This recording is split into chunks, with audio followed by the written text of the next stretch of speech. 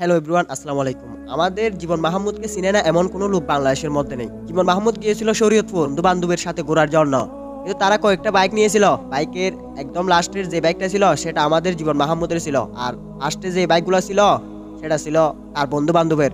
তার বন্ধু বান্ধবরা গাড়ি চালাইছিল অনেক স্পিডে। পরবর্তীতে যে বাইক নিয়ে আসতেছিল সে হচ্ছে আমাদের জীবন মাহমুদ। জীবন মাহমুদ গাড়ি চালাচ্ছিল একদম আস্তে, কারণ সে একজন সেলিব্রিটি। কিভাবে গাড়ি চালাতে হয় সেটাও তার মধ্যে ধারণা আছে। কিন্তু জুড়ে গাড়ি চালানোর অপরাধে জীবন মাহমুদকে দাঁড় করালো। কেন দাঁড় করাতে পারলে জানেন? কারণ জীবন মাহমুদের গাড়ি আস্তে চালাচ্ছিল এজন্য। এলাকার কিছু ফুলাফাইন তাকে দাঁড় করানোর পরে তাকে মারধর করলো, তার বাবা মাকে নিয়ে গালাগালি শুরু করলো এবং তাকে নিয়ে একটা পোস্টও দিল। সবকিছু ভাইরাল হওয়ার ধান্দা। আসলে ভাইরাল হতে আরেকজনের প্রতিবার প্রয়োজন হয় না, ভাইরাল হতে নিজের প্রতিবার প্রয়োজন হয়। আরেকজনের প্রতিভা নিয়ে ভাইরাল হওয়া যায় না কখনো। জীবন মাহমুদ আমাদেরকে নিত্য নতুন অনেক মজার মজার ভয়েস দিয়ে আসতেছিলেন। সে কখনো খারাপ ধরনের ভিডিও টিকটকের মধ্যে আপলোড দেয়নি। সে সবসময় মানুষকে হাসানোর চেষ্টা করেছিল এবং সে সফলতাও হয়েছিল।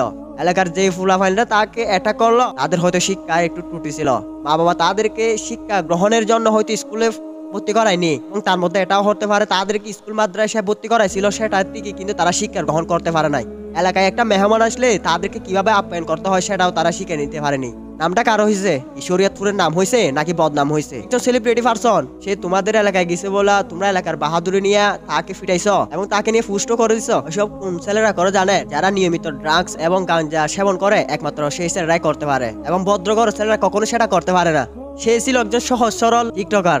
সে সহজ সরল ছিল বলে তার সাথে এরকম অন্যায়টা করা হয়েছে। সে ভালো থাকবেন।